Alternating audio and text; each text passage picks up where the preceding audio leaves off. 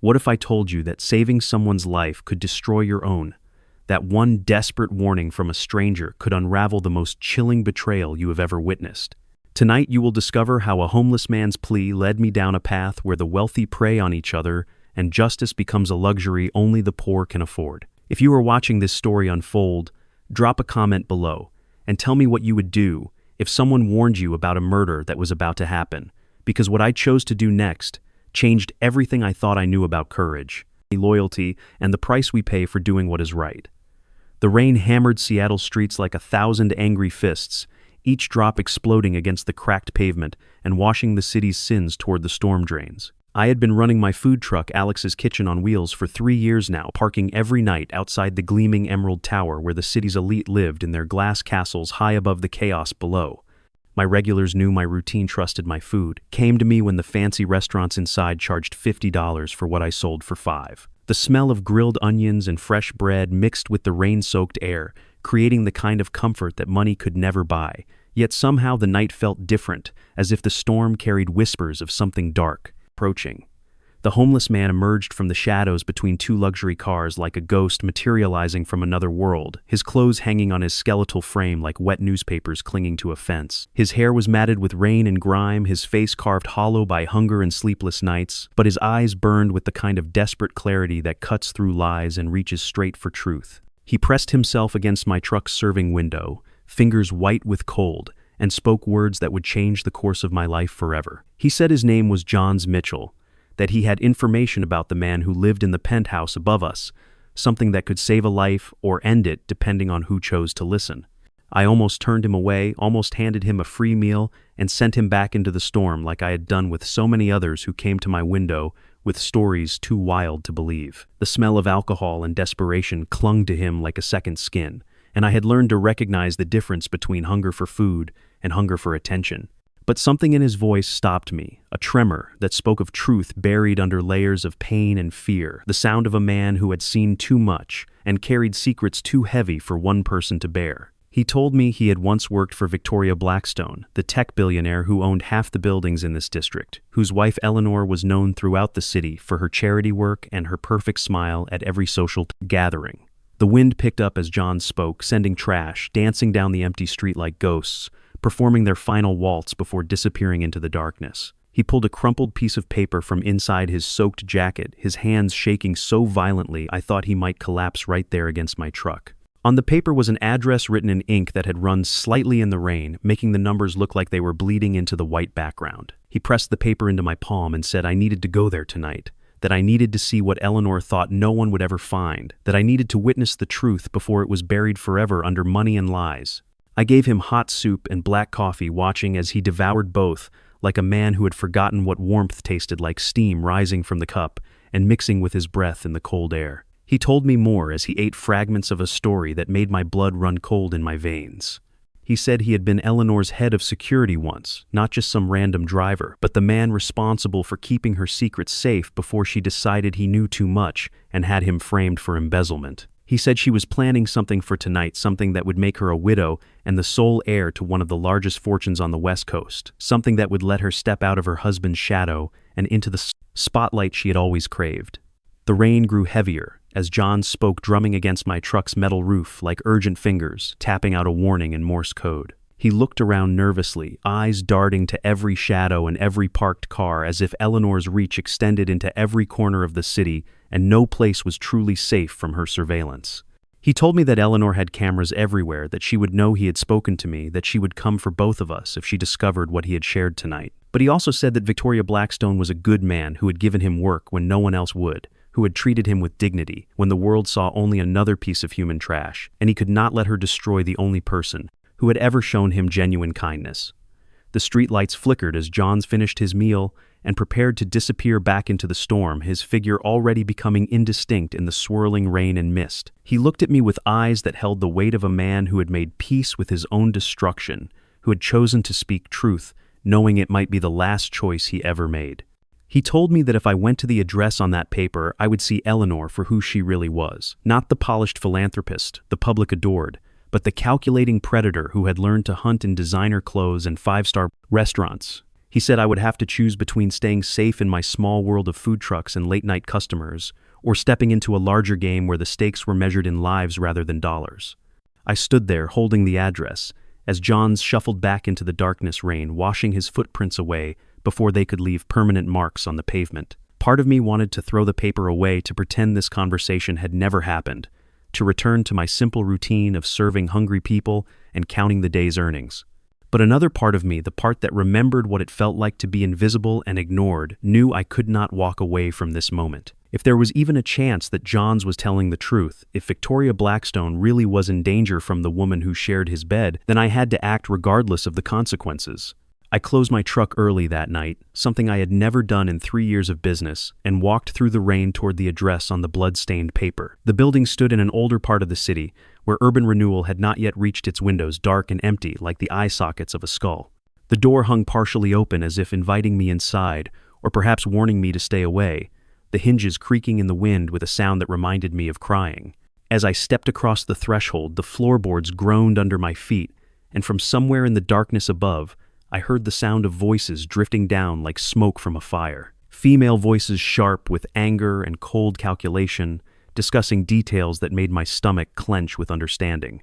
One of them belonged to Eleanor Blackstone, her cultured accent unmistakable, even when stripped of its public warmth and revealed for the instrument of manipulation it truly was. My blood turned to ice as I realized that whatever Jons had warned me about was not some future threat, but something happening in this very moment, and I was about to become a witness to either salvation or damnation.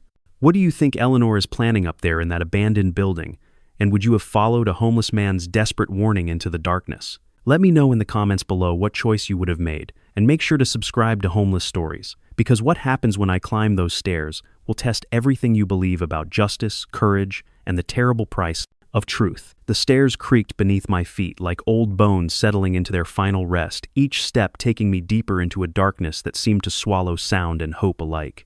The voices grew clearer as I climbed Eleanor's cultured accent, cutting through the silence like a blade drawn across silk. I pressed myself against the wall and pulled out my phone, hands trembling as I started recording, knowing that whatever I was about to hear might be the only evidence that could save a man's life or seal my own fate.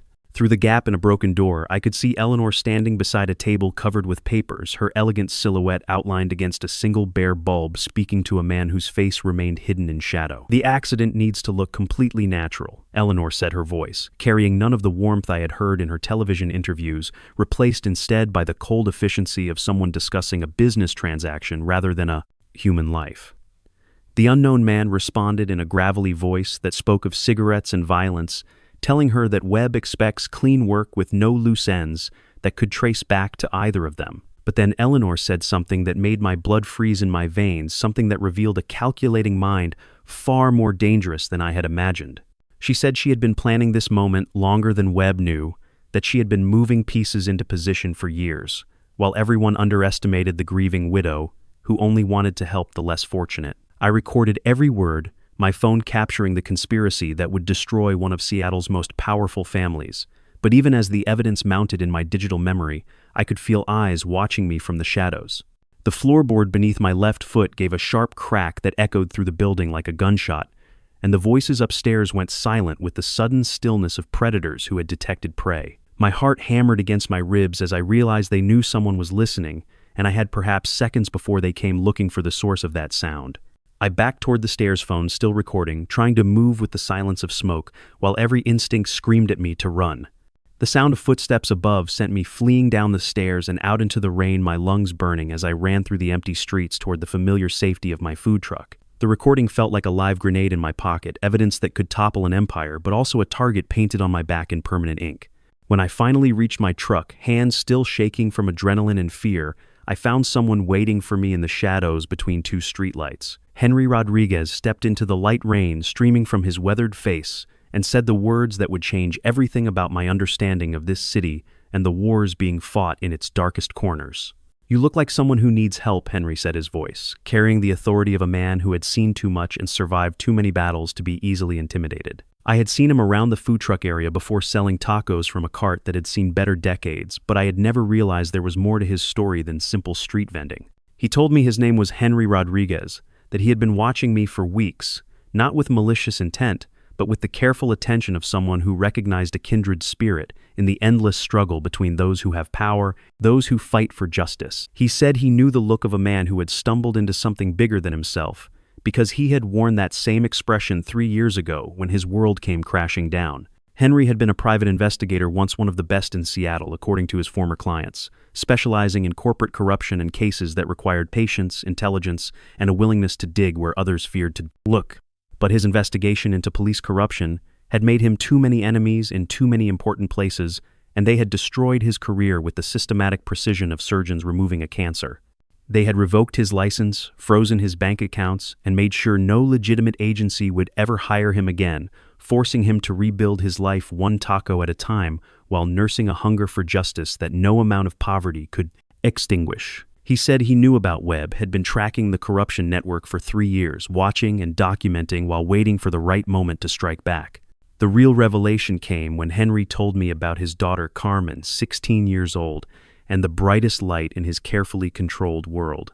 Webb's people had photographed her walking to school, sent the pictures to Henry with a message written in blood-red ink that needed no explanation beyond the threat it represented. They had made it clear that any further investigation would result in consequences that extended far beyond Henry's own life, that the price of justice might be measured in the safety of the one person he could not bear to lose. But Carmen had seen the fear in her father's eyes, had demanded to know why he no longer fought the battles he had taught her were worth fighting, and her questions had planted seeds of rebellion that no amount of intimidation could kill. When I showed Henry the recording, I had made his eyes lit up with the fire of a man who had finally found his weapon after years of enforced silence. He recognized Webb's voice immediately, had heard it in courtrooms and backrooms, where deals were made and justice was bought and sold like any other commodity. He told me that Webb owned half the police force, and most of the judges, that his corruption network extended into every level of city government, like roots of a poisonous tree that had been growing for decades. But he also said that Webb had grown overconfident in his power, that he had stopped being careful about the evidence he left behind, and that the recording I carried might be the key to bringing down the entire system. Henry's vendor network was not just a collection of food sellers trying to make an honest living, but a sophisticated intelligence-gathering operation that had been documenting Webb's activities for years. Maria worked in the warehouse district and tracked shipping manifests that revealed suspicious financial movements, patterns of cash and goods, that painted a picture of money laundering on an industrial scale. Carlos had a job as a security guard in one of the downtown office buildings and kept detailed logs of who came and went from Webb's unofficial headquarters, building a database of associates and meeting times that revealed the full scope of the corruption network. They had been invisible to the powerful people who walked past them every day, just another part of the urban landscape that existed to serve coffee and clean floors and remain silent about the crimes they witnessed. The genius of Henry's network lay in its invisibility, the way powerful people looked right through working-class immigrants and saw nothing worth their attention or concern. Maria could stand outside Webb's private meetings, and no one questioned why a cleaning lady was emptying trash cans nearby. Carlos could monitor security cameras and elevator logs, without anyone wondering what a night security guard might be recording in his own notebooks. They had been gathering evidence for 3 years, building cases that would never see a courtroom because they lacked the kind of credible witness who could not be dismissed or intimidated into silence. But now they had recordings, documentation that could not be ignored or buried, and the possibility that their years of patient work might finally bear fruit. Instead of the high-speed chases and shootouts I had expected, Webb's response to my investigation came in the form of economic warfare designed to destroy my life without violence or drama. My regular customers began staying away from my truck, not because they no longer wanted my food, but because they had been visited by police officers asking questions about their association with someone under investigation for terrorist activities. The lies spread through my customer base like poison in the water supply, each conversation creating doubt and fear that drove away the people who had supported my business for 3 years. I watched my income disappear overnight, as the invisible hand of corruption reached into my world and began strangling everything I had worked to build. But Henry's network had been expecting this kind of response, had seen it used against others who had dared to challenge Webb's authority, and they were ready with countermeasures that turned the attack into an opportunity. They began spreading their own information through the community, telling the truth about Webb's corruption and how it affected ordinary people trying to make honest livings in an increasingly dishonest city. They explained how police resources were being used to protect criminals instead of catching them, how city contracts were awarded based on bribes rather than merit, how the entire system had been corrupted from top to bottom while citizens paid the price in higher taxes and lower safety. The message Henry sent me that night was brief, but carried the weight of years of careful planning finally set into motion. "They are not just watching us," he wrote. "They are systematically destroying everything we care about, but now we have the tools to fight back, and tomorrow we begin the real work of bringing justice to a city that has forgotten what the word means." As I lay in my small apartment above the food truck, listening to rain hammer against the windows, and thinking about Eleanor's voice discussing murder like a dinner menu, I realized that I had crossed a line from which there could be no return. The war for Seattle's soul had begun, and I was no longer just a witness but a soldier in an army I had not known existed until tonight. Have you ever felt like your whole world was controlled by people you could not see or fight? And what would you do if someone offered you the chance to strike back against that kind of power? Share your thoughts in the comments below, and make sure you are subscribed to Homeless Stories, because tomorrow, the real battle begins, and you will not want to miss what happens when ordinary people decide they have had enough of being invisible. Dawn broke over Seattle like a wound-bleeding light across the gray sky, and I was standing beside my food truck preparing for another day of serving a community that might no longer trust me when the black sedan pulled up to the curb. The car was expensive but not flashy, the kind of vehicle that whispered power rather than shouting it. And when the rear door opened, Victoria Blackstone stepped out alone. He moved with the careful precision of a man who had learned that every public moment was a performance. But something in his posture spoke of exhaustion that went deeper than physical fatigue, the bone-deep weariness of someone carrying secrets too heavy for one person to bear. "I know who you are, Alex Chen," Victoria said as he approached my serving window, his voice carrying none of the commanding authority I had heard in television interviews, but instead the hollow echo of a man confessing his sins to an empty church. "I know what I took from you 15 years ago, and I know that no amount of money or time can ever give it back, but I came here this morning because I cannot carry this guilt alone anymore." He reached into his jacket and pulled out a photograph, its edges worn from years of handling, showing two young men in business suits standing outside a small office building with their arms around each other's shoulders, both smiling, with the innocent confidence of people who believed the world was fair and justice always prevailed. The man on the left was Victoria, 20 years younger and 50 pounds lighter, his face unmarked by the lines that guilt and compromise had carved into his features over the decades. The man on the right was someone I had never seen before, but whose smile reminded me of my own reflection, whose eyes held the same stubborn optimism that had driven me to help a homeless man despite every rational reason to walk away. Victoria's voice cracked as he told me that the man in the photograph was Daniel Chen, my father, his business partner, and the closest thing to a brother he had ever known.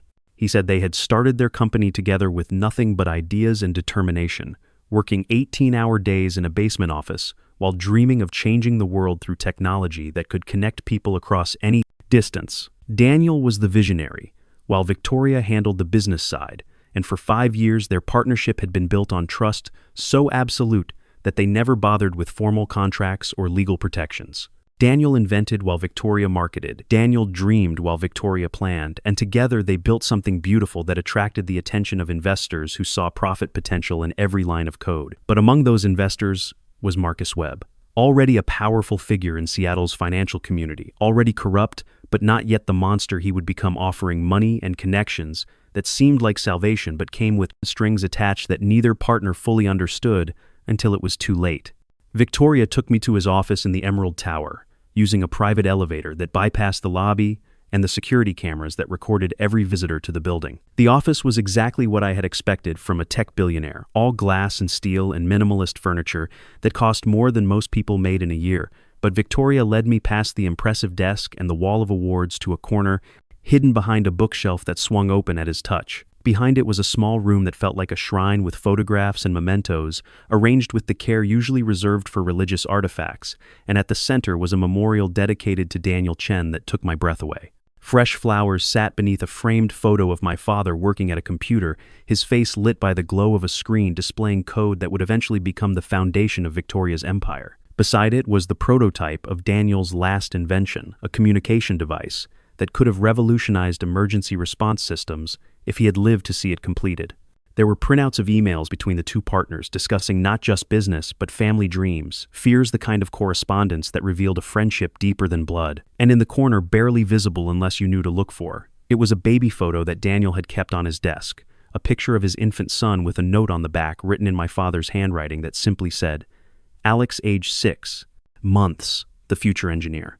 I come here every morning, Victoria said, his voice barely above a whisper, as he knelt beside the memorial and placed a new flower among the others. I tell him about the homeless shelters we fund, the food programs, we sponsor the scholarships we give to kids whose parents work 2 jobs just to pay rent. I ask him to forgive me for what I did, for the choice I made when Webb backed me into a corner and forced me to choose between Daniel's life and my own. I try to become the man Daniel wanted me to be, but I can never undo the moment when I became the man who destroyed him instead. The story came out in pieces, each revelation hitting me like a physical blow, as Victoria described how Webb had gradually tightened his control over their company.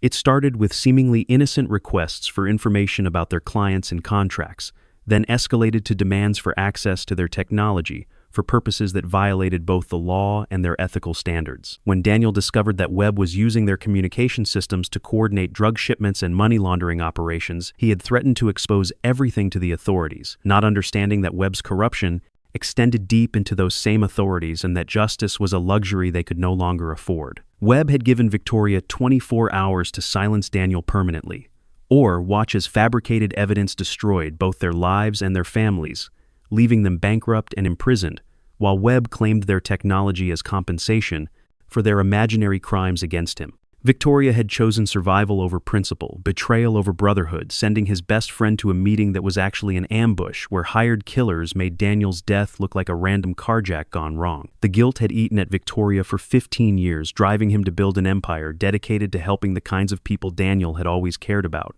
as if charity could somehow balance the scales of justice that his cowardice had broken.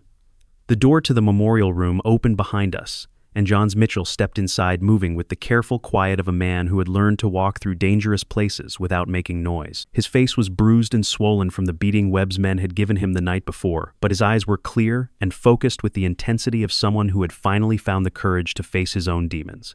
He looked at Victoria kneeling beside Daniel's memorial, at me, standing frozen in shock at learning the truth about my father's death, and his expression shifted from anger to something that might have been understanding or might have been resignation. Boss John said, his voice hoarse from screaming, but still carrying the respect he had maintained for Victoria despite everything that had happened between them. "You really did love him, didn't you?" It was not a question, but a statement of recognition, the acknowledgement of one broken man seeing the genuine grief of another. Johns turned to me and his voice cracked as he spoke the words that completed the circle of guilt and betrayal that had shaped all our lives. "I pulled the trigger that killed your father, Alex, but I see now that we were all victims of Webb's poison, all of us dancing to music only he could hear while he counted the bodies and the money that our weakness put in his hands. 3 generations of pain stood in that small room, surrounded by the evidence of a friendship that corruption had murdered and guilt had preserved, like flowers pressed between the pages of a book." Victoria rose from his knees and faced me directly, no longer the powerful billionaire, but simply a man who had spent 15 years trying to atone for the worst decision of his life. He told me he would confess everything to the authorities, would accept whatever punishment the law demanded, but first he wanted to help me stop Webb from destroying more families the way he had destroyed ours. He said Daniel had believed in redemption, had taught him that people could change if they found the courage to face their mistakes, and he wanted to be brave. Now, in a way he had never managed to be when bravery might have saved my father's life. The weight of forgiveness pressed down on me like the ocean pressing down on a drowning man, threatening to crush me under the impossible choice between justice and revenge, between the future Daniel would have wanted for me and the past that demanded payment in blood. Victoria was offering me everything I had ever wanted: the truth about my father's death, and the chance to punish those responsible. But he was also asking me to work with the man who had ordered that death, to trust the person who had betrayed the most important relationship in his life when courage was needed most. I looked at the memorial, at my father's young face, smiling from a photograph taken when the world still made sense, and tried to imagine what he would tell me to do. Could I work with my father's killer to save the lives of people I had never met? Could I choose the greater good over personal justice? Could I find the strength to forgive, when forgiveness felt like betrayal of everything my father had represented? The questions swirled through my mind like storm clouds gathering before a hurricane, and I realized that whatever choice I made in this room would define not just my future, but the kind of man Daniel Chen's son would become. Have you ever been asked to forgive someone who destroyed your family? And could you work with your greatest enemy to serve a cause bigger than your own pain? Tell me in the comments what you would do in my position, And make sure to subscribe to Homeless Stories, because the choice I make next will determine whether justice or revenge guides the battle for Seattle's soul. The silence in that memorial room stretched like a rope pulled tight between past and future, between the man my father had been and the man I was choosing to become. Victoria stood before me, with his hands clasped behind his back, waiting for judgment, with the patience of someone who had been preparing for this moment for 15 years. Jons leaned against the doorframe, his bruised face reflecting the weight of confessions that could never be taken back, while I stared at my father's photograph and tried to hear his voice through the static of my own anger, pain. The choice pressed down on me like gravity itself, demanding an answer that would either honor Daniel Chen's memory or satisfy his son's hunger for revenge. Your father would want you to save lives, not take them, I heard myself saying, though the words felt like they belonged to someone else, someone stronger and wiser than the food truck owner who had stumbled into this war by accident. Henry's voice echoed in my memory, reminding me that justice and revenge were not the same thing, that the difference between hero and villain often came down to a single moment when principles mattered more than pain. I looked at Victoria and saw not just my father's killer, but a man who had spent 15 years trying to become worthy of forgiveness, who had built an empire of charity on the foundation of his guilt, and might be the only person with enough power to stop Webb from destroying more families. I will help you bring down Webb, I said, each word feeling like a stone dropped into still water, sending ripples that would change everything that came after. But when this is over, you will confess everything to the authorities, you will face whatever punishment the law demands, and you will make sure that every family Webb has destroyed gets justice along with mine. Victoria nodded with the solemnity of a man taking sacred vows, and for the first time since I had learned the truth about my father's death, I felt something other than rage burning in my chest. It might have been hope, or it might have been the beginning of forgiveness, but either way it felt like a weight lifting from my shoulders. Victoria opened a safe hidden behind Daniel's memorial and pulled out a folder thick with documents that represented 15 years of carefully gathered evidence against Webb's operation. Bank records showing millions of dollars moving through shell companies, shipping manifests, documenting drug shipments, disguised as legitimate cargo photographs of meetings between Webb and known criminals that revealed the true scope of his corruption network. He had been building a case against Webb for years, not with any plan to use it, but as a form of penance, a way of honoring Daniel's memory by documenting the evil that had killed him. Now those documents could become weapons in the hands of people brave enough to wield them. But Webb was not waiting passively for his enemies to organize against him, and his response to my investigation came swifter and more brutal than any of us had anticipated. Eleanor contacted me directly through a message that appeared on my phone like a digital ransom note demanding a private meeting with terms that left no room for negotiation. Meet me alone at the waterfront pier in 1 hour. The message read or watch Victoria die tonight on every social media platform in the city. The threat carried the casual certainty of someone who had killed before and would kill again without hesitation, someone who viewed human life as just another resource to be managed and disposed of when it became inconvenient. Henry was suspicious of the meeting from the moment I told him about Eleanor's message, his investigator instincts screaming warnings about traps and ambushes that could eliminate our entire operation in a single stroke. She has been Webb's partner for years, he said, his voice tight with concern, as we prepared for what might be my last conversation with another human being. She knows every trick, every pressure point, every way to turn strength into weakness and allies into enemies. But she also knows things about Webb that could destroy him, and if she really is ready to switch sides, we cannot afford to pass up that opportunity. The waterfront pier stretched into Elliott Bay like a wooden finger pointing toward the dark waters, where Seattle's secrets went to die, and Eleanor was waiting for me at the far end with the wind whipping her designer coat around her, like a flag of surrender. She looked smaller than she did on television, more human somehow, and when she turned to face me, I saw something in her eyes that might have been genuine fear rather than the calculated performance I had expected. She told me about her son Lucas from her first marriage, a boy of 14, who represented everything good and innocent in her life, everything she had left to lose in a world where loss was the only currency that mattered. Webb killed my first husband when Lucas was only 2 years old, Eleanor said, her voice carried away by the wind almost before it reached my ears. Made it look like a skiing accident, but I knew the truth because I had seen Webb's people following us for weeks before it happened. He married me to gain control of my late husband's shipping company, but also to make sure I could never testify against him without destroying my own son's future. She showed me photographs of Lucas at school, at soccer practice, at family dinners, where he smiled with the unguarded joy of a child who had never learned to fear the monsters that lived in plain sight.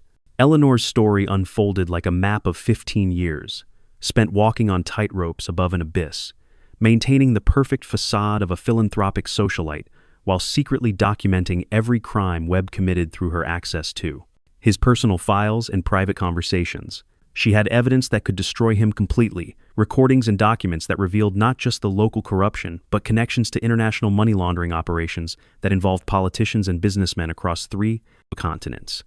But she also had a son whose safety depended on her continued cooperation with the man who had murdered his father and threatened to murder him too if she ever stepped out of line. I want to believe her, I thought, as Eleanor showed me samples of the evidence she claimed to possess, documents that seemed genuine and recordings that captured Webb's voice planning crimes that would shock even his enemies. She seemed desperate enough to be telling the truth, scared enough to be ready for redemption, guilty enough to want justice for the families Webb had destroyed, including my own. But Henry's warnings echoed in my mind, reminding me that the best liars always told stories that their marks wanted to hear, that survival in Webb's world required acting skills that could fool even experienced investigators.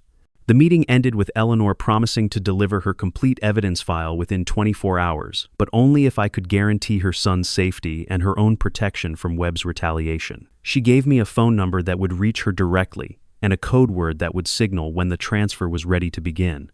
As she walked away into the Seattle night, her footsteps echoing on the wooden planks of the pier, I tried to decide whether I had just gained the most valuable ally in our war against Webb, or walked straight into the most sophisticated trap ever set for a food truck owner who had gotten in over his head. Henry's surveillance network went to work immediately tracking Eleanor's movements and communications to verify whether her story matched her actions, while Victoria used his business connections to investigate Lucas and determine if the boy was really in the kind of danger his mother claimed. The vendor network spread out across the city like a web of invisible watchers, documenting who Eleanor met with and where she went, building a profile of her activities that would reveal whether she was planning betrayal or redemption.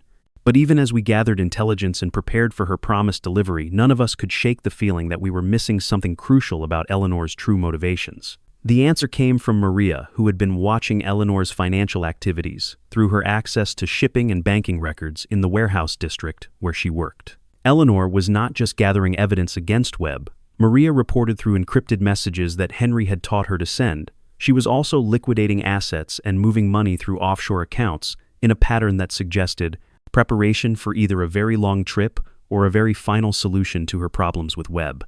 The woman who claimed to be seeking justice might actually be planning something far more permanent and far more dangerous than any of us had imagined. The phone call that changed everything came at 3 a.m, Eleanor's voice crackling through a connection that sounded like it was being filtered through broken glass and fear.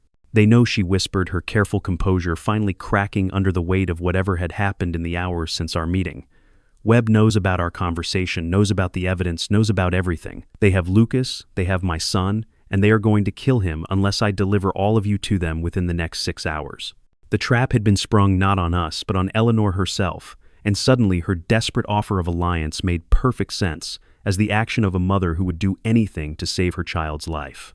Webb had been playing a deeper game than any of us realized, using Eleanor's love for her son as leverage to turn her into the weapon that would destroy us all. We had walked straight into the spider's web, and the spider was already wrapping us in silk for the feast that was about to begin. Have you ever been forced to choose between saving strangers and protecting your own family? And what lengths would you go to in order to keep the people you love safe from monsters who hide behind money and power? Share your thoughts in the comments below, and subscribe to Homeless Stories, because tomorrow we discover whether love makes us stronger or whether it becomes the weapon our enemies use to destroy us. The warehouse where we met Eleanor felt like a tomb built for the living, its concrete walls echoing with the ghosts of better decisions we should have made before walking into Webb's perfectly orchestrated trap. Eleanor sat at a metal table, with her hands folded in front of her, like a penitent in church, but her eyes held the hollow desperation of a mother who had already accepted that she might have to watch her child die to save strangers. Barely knew. The recording device Webb had forced her to wear sat between us like a venomous snake, its small red light blinking steadily, as it transmitted our conversation to ears that would use every word against us in the hours that remained before his final move. "I never wanted this," Eleanor said, her voice stripped of the polished confidence I had heard during our previous encounters, replaced now by the raw honesty of someone who had nothing left to lose, except the one thing that mattered most to her in the entire world. "Webb has been planning this for months, using my love for Lucas as the chain that binds me to his will. knowing that a mother's heart is the most reliable weapon in any arsenal because it never misses its target and never fails to destroy what it aims at. She showed us photos on her phone, pictures of Lucas tied to a chair in what looked like an abandoned office building, his young face bruised but defiant, his eyes carrying the same stubborn strength that had probably gotten him into trouble since the day he learned to walk. The ultimatum Webb had delivered through Eleanor was simple in its brutality and elegant in its completeness, offering us a choice between surrender and witnessing the slow death of an innocent boy whose only crime was being born to a woman who had fallen in love with the wrong man twice in her lifetime. We had 2 hours to deliver ourselves to the address. Eleanor would provide 2 hours to walk into a building where Webb would be waiting with enough firepower to end our resistance permanently. 2 hours to choose between our own lives and the life of a child who represented everything pure in a world corrupted by greed and violence, and the endless hunger for power that consumed men like Webb until there was nothing left of their humanity. Henry's vendor network began fracturing under the pressure almost immediately, fear spreading through their ranks like poison in a water supply, as the reality of what they were facing became impossible to ignore. Maria called from the warehouse district to say that Webb's people had been asking questions about her immigration status, making it clear that cooperation with us would result in deportation and separation from her own children had been born as American citizens. Carlos reported that his security guard job had been terminated without explanation, his supervisor claiming that budget cuts required immediate staff reductions that somehow affected only employees who had been seen talking to Henry in recent weeks. The systematic destruction of our support network revealed the true scope of Webb's power and his willingness to use that power against ordinary people who had committed no crime except believing that justice was worth fighting for. One by one, the vendors who had risked everything to help us sent messages of apology and withdrawal explaining that they could not sacrifice their families for a cause that seemed increasingly hopeless with each passing hour. I watched our army disappear like smoke in the wind and felt the weight of responsibility settling on my shoulders like a mountain made of all the mistakes that had brought us to this moment. But in the midst of our collapsing coalition, Henry made a choice that reminded me why I had trusted him from the beginning, why some people are worth following into hell, even when heaven seems impossible to reach. His daughter Carmen appeared at the warehouse, just as we were preparing to accept defeat, her 16-year-old face set with the kind of determination that cannot be taught or bought or broken by threats from men who mistake cruelty for strength. She looked at her father with eyes that held wisdom far beyond her years, and spoke words that cut through our despair, like sunlight breaking through storm clouds. Dad, Carmen said, her voice, carrying the clear authority of someone who had thought deeply about the choices that define a life and the legacy we leave for those who come after us. If you do not stand up now, what kind of world am I inheriting? What kind of future are you giving me where monsters like Webb can destroy families without consequence, and good people like Alex have to fight alone because everyone else is too scared to do what is right? You taught me that freedom costs something, that democracy only works when citizens are brave enough to defend it, so let me pay that cost with you instead of watching you surrender to fear. The transformation in Henry was immediate and complete, as if his daughter's words had awakened something in him that years of defeat and intimidation had buried but never quite killed. He stood straighter, his eyes regained the fire I had seen when he first told me about Webb's corruption, and his voice carried the ring of a man who had remembered why he became an investigator in the first place. Family first means fighting for the future my daughter deserves, he said, reaching for his phone to call back the vendors who had abandoned us, to tell them that the battle was not over, and that retreat was not an option when children were counting on adults to be brave. Victoria had been silent during most of our crisis meeting, but now he stepped forward with an expression I had not seen on his face before, something that might have been the ghost of the young man who had once believed he could change the world through technology and determination. He told us about a recording device he had hidden in Webb's private office 15 years ago, installed during the early days of their business relationship, when paranoia had seemed like wisdom and evidence had seemed like insurance against future betrayal. The device was still there, still functional, still recording every conversation Webb had in the room where he planned his crimes and celebrated his victories over the people who tried to stop him. The recording device contained 15 years of confessions, 15 years of admissions of guilt, 15 years of evidence that could destroy not just Webb, but the entire network of corruption that supported him. But accessing it would require someone Webb trusted completely, someone who could walk into his private office without arousing suspicion, someone who had been part of his inner circle long enough to know the security codes and alarm systems that protected his most valuable secrets. The person who fit that description was sitting across from us, wearing a wire that transmitted every word we spoke, holding photographs of her son that reminded us all what we were fighting for. Eleanor looked at the photos of Lucas and then at us, her face cycling through emotions like seasons changing in fast forward. Fear giving way to anger, giving way to determination that hardened into something that looked like courage. She told us that Lucas had been kidnapped 3 times before, each time as leverage to force her compliance with Webb's increasingly dangerous demands, each time breaking her heart a little more, while teaching her that surrender only delayed violence rather than preventing it. She said she was tired of being afraid, tired of letting Webb use her love as a weapon against innocent people, tired of teaching her son that safety was more important than justice, even when safety was an illusion, and justice was the only thing that could set them free. The plan we developed was simple in concept but terrifying in execution, requiring Eleanor to convince Webb that she had successfully lured us into his trap while actually leading us to the recording device that could destroy him. She would wear the wire Webb had given her, but Henry would modify it to transmit false conversations that would make it seem like we were walking into surrender when we were actually preparing for war.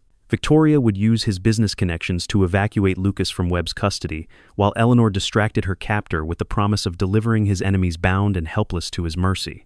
But even as we refined our strategy and assigned roles to each member of our team, we all understood that we were betting everything on the trustworthiness of a woman who had already betrayed us once under pressure from the same man we were, now asking her to deceive. Eleanor held her son's life in her hands, and our lives in her conscience, and the weight of that responsibility was visible in every line of her face as she prepared to walk back into the web of lies and violence that had trapped her for so many years. The recording device in Webb's office might contain enough evidence to bring down his entire operation, but only if Eleanor could access it without revealing our true intentions, and only if we could rescue Lucas before Webb realized that his perfect trap had become our perfect opportunity. The phone in Eleanor's hand buzzed with a message from Webb demanding an update on our surrender, and the time for planning had run out as quickly as water flowing through broken fingers. She looked at each of us, in turn, her eyes lingering longest on the photo of Lucas that she held like a talisman against the darkness we were all about to enter. "This is not just about saving my son anymore," she said, her voice steady despite the tears that traced silver lines down her cheeks. "This is about making sure that no other mother has to choose between her child's life and her conscience. No other family has to live in fear of monsters who hide behind money and power, and the silence of good people who are too scared to fight back." We left the warehouse in different directions, each carrying a piece of the plan that would either free Seattle from Webb's corruption or destroy us all in the attempt to achieve the impossible. The city lights blurred past my food truck windows as I drove toward what might be my last meal, my last conversation, my last chance to honor my father's memory by finishing the fight he had died trying to start.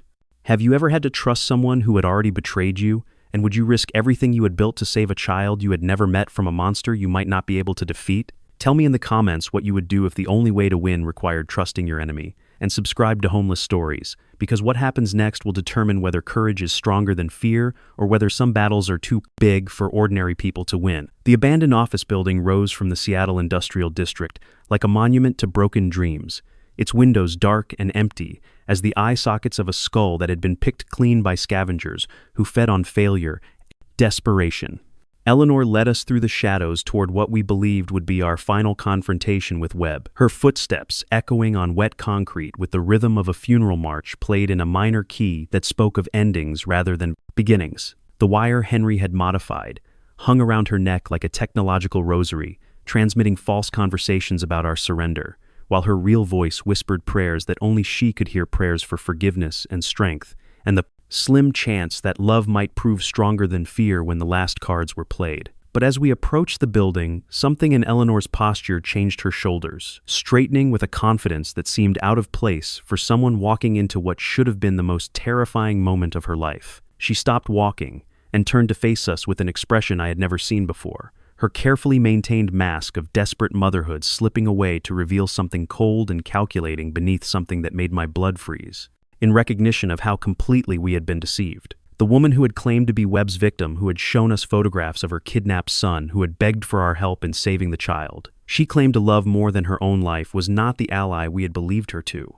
be.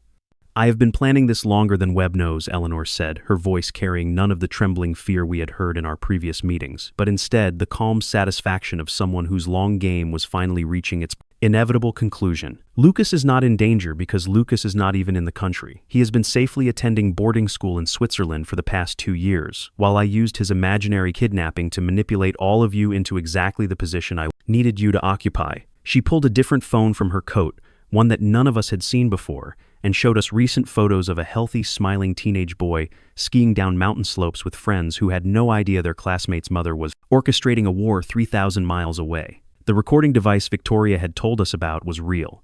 Eleanor continued, but its contents were not evidence of Webb's crimes alone, but documentation of a partnership that had lasted for over 20 years. A collaboration between two people who had built their empire by systematically destroying anyone who threatened their vision of how power should be distributed in a city they considered their personal kingdom. Webb thinks he controls me, but I have been recording his conversations just as carefully as he has been recording everyone else's, building a case not for justice but for succession, gathering enough evidence to eliminate my partner. When his usefulness finally came to an end, and his paranoia became more dangerous than his connections. The trap we thought we had avoided had actually been closing around us from the moment Jons first approached my food truck with his desperate warning every step of our investigation, carefully guided by Eleanor's invisible hand as she manipulated both sides of the conflict to serve her own purposes. She had been feeding information to Webb about our activities, while simultaneously providing us with just enough truth to keep us moving in the direction she wanted, using our desire for justice as the engine that would power her own rise to absolute control over Seattle's corruption network. Webb believed he was using Eleanor's maternal love as leverage against us, but Eleanor had been using our heroic impulses as weapons against him, turning our strength into her victory and our courage into our doom. The building we were approaching was indeed where Lucas had supposedly been held prisoner, but it was actually Eleanor's private headquarters, the place where she had been planning Webb's elimination for years, while maintaining the perfect facade of a trophy wife who existed only to spend money and look beautiful at charity galas. The floors above us contained not hostages but hired soldiers, not victims but predators, who had been waiting for this moment when Eleanor would finally step out of Webb's shadow and claim her place as the true power behind Seattle's throne of corruption. We had walked into her web thinking we were rescuing a child, but we were actually delivering ourselves to a woman who had learned to hunt by watching the master and had decided it was time to replace him. Victoria tried to run when he realized the full scope of Eleanor's deception, his guilt over Daniel's death finally overcome by the survival instinct that had kept him alive through 15 years of Webb's threats and manipulation. But Eleanor's security team was already in position, emerging from doorways and staircases like smoke, given human form, their weapons trained on us with the professional precision of people who killed for money rather than passion and who would sleep soundly tonight regardless of how many bodies they left behind. Victoria's last words before they dragged him away were an apology, directed at me, a final attempt to seek forgiveness for the chain of betrayals and compromises that had brought us all to this moment where justice seemed as distant as the stars hidden behind Seattle's perpetual clouds. Henry reached for his own weapon, but stopped when Eleanor casually mentioned that Carmen was being watched by associates who would interpret any aggressive action as a signal to eliminate the loose ends that might someday testify against their employer. The network of vendors we had trusted with our lives had been compromised from the beginning. Eleanor revealed their financial desperation, making them easy targets for bribes and threats that ensured their loyalty to whoever paid the most rather than whoever fought for the right cause. Maria Carlos, all the invisible people we had counted on to be our eyes and ears in the shadows, had been reporting our movements to Eleanor, while we believed they were protecting us from Webb surveillance. But even as Eleanor's victory seemed complete, even as her hired killers positioned themselves to end our resistance permanently, something unexpected began happening in the streets outside the building we had entered to die. The vendor network, the same people Eleanor claimed to have bought and intimidated into submission, were gathering in the darkness beyond the range of the security cameras, their faces lit by the glow of smartphone screens as they watched a live stream that none of us had planned or expected. Victoria had activated a hidden camera before Eleanor's people captured him, a final desperate attempt to document the truth, even if he could not live to see justice done, and his signal was being broadcast live to every social media platform Henry had taught the vendors to use. The citizens of Seattle were watching in real time as their city's corruption was exposed in the most dramatic way possible, seeing with their own eyes the casual brutality of people who treated human life as a commodity to be bought and sold according to the market price of silence. Eleanor's perfect plan had included every variable, except the power of ordinary people to witness injustice and refuse to accept it as the natural order of things.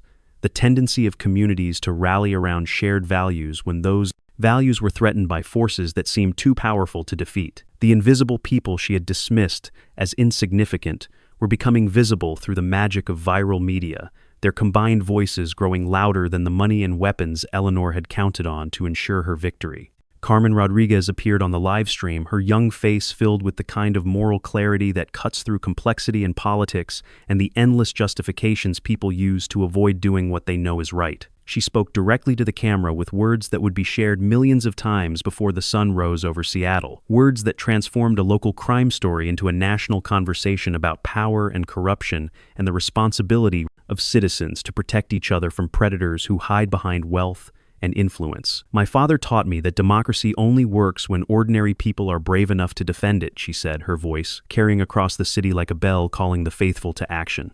Eleanor watched the gathering crowd through her own monitors, her expression shifting from confidence to concern as she realized that her perfect crime was being witnessed by thousands of people who would not forget what they had seen or forgive what she had done. The recording device in Webb's office, the evidence we had risked everything to obtain, was no longer the only weapon that could destroy her carefully constructed empire. The truth itself had become viral, spreading through social networks faster than she could contain it, carried by people who had found their voices just when she thought she had silenced them forever. The building began to shake with the sound of footsteps as more and more citizens approached, drawn by the live stream and the knowledge that their city's future was being decided in real time by people who would either save it or destroy it, depending on whether courage proved stronger than fear. Eleanor's hired killers looked nervously toward the exits as they realized they were no longer hunting isolated targets, but facing an entire community that had decided to stop being afraid of monsters who seemed invincible only as long as they remained hidden in the shadows. Have you ever seen a community find its voice at the exact moment when silence would have meant the victory of evil? And do you believe that ordinary people really have the power to defeat corruption when they stand together against impossible odds? Share your thoughts in the comments about what you would do if you saw this live stream happening in your city, and subscribe to Homeless Stories, because what happens next will determine whether democracy dies in darkness or rises in the city. Light of truth that no amount of money can extinguish. The sound of Seattle awakening to its own power rose from the streets like thunder rolling across mountains, thousands of footsteps converging on the building where Eleanor thought she had buried justice along with the people who dared fight for it. The live stream had spread beyond anything Henry's vendor network had imagined possible, shared and reshared across social media platforms, until the entire city was watching our final confrontation play out in real time, ordinary citizens becoming witnesses to extraordinary corruption that had hidden in plain sight for decades. Eleanor's face went pale as she watched her monitors fill with images of protesters carrying signs with Daniel Chen's name, food truck, workers linking arms in solidarity, students marching with candles that turned the darkness into a sea of flickering hope. Marcus Webb arrived at Eleanor's headquarters like a wounded animal seeking shelter, his carefully constructed empire crumbling around him as police sirens wailed in the distance, and news helicopters circled overhead like mechanical vultures drawn to the scent of political death. The recording device in his office had indeed been broadcasting for 15 years, but Victoria had modified it months ago to transmit everything directly to federal investigators who had been building their own case against Seattle's corruption network, waiting for the right moment to strike when the evidence was overwhelming and the public outrage was impossible to ignore. Webb's face twisted with rage as he realized that his most trusted lieutenant had been planning his destruction while he thought she was securing his legacy. "You were supposed to eliminate them quietly," Webb snarled at Eleanor, his voice carrying the petulant fury of a dictator who had discovered that his subjects were no longer afraid of his threats or impressed by his power. "Instead, you have created a circus that will destroy us." Both turned what should have been a simple cleanup operation into a public relations nightmare that will end with both our heads on the chopping block of social media justice. But Eleanor's response revealed the full depth of her ambition and the complete scope of her betrayal, not just of Webb, but of every principle that separated civilization from the law of the jungle. "I was never supposed to eliminate them," Eleanor replied, her voice steady, despite the chaos erupting around their failing fortress of corruption and violence. "I was supposed to eliminate you to use their investigation as cover for my own rise to power, to let them expose your crimes, while I positioned myself as the innocent victim who could rebuild Seattle's government from the ashes of your mistakes." She pulled a gun from her designer purse with the casual confidence of someone who had killed before and would kill again without hesitation, pointing it first at Webb and then at me, as she calculated which death would be most useful to her political ambitions.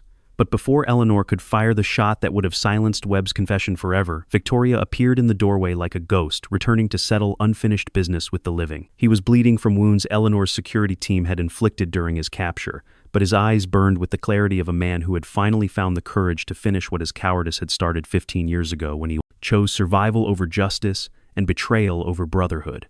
He moved with the desperate strength of someone who had nothing left to lose except the chance to honor his friend's memory by ensuring that Daniel Chen's death would not be meaningless. Victoria tackled Eleanor before she could turn her weapon toward him, the two of them crashing to the floor in a struggle that represented decades of manipulation and counter-manipulation finally coming to a violent conclusion. The gun spun across the concrete like a deadly pinwheel, its trajectory watched by everyone in the room who understood that whoever reached it first would determine how this story ended, and whose version of justice would prevail when the shooting stopped and the counting of bodies began. Webb lunged for the weapon, but Henry intercepted him, years of investigative work finally transforming into the direct action he had dreamed of since the day corruption destroyed his career and threatened his family. As the physical battle raged inside Eleanor's headquarters, the real war was being fought in the digital realm, where truth and lies competed for the attention of citizens who held the ultimate power to decide which version of reality would survive this night of reckoning. The livestream continued broadcasting every moment of our confrontation,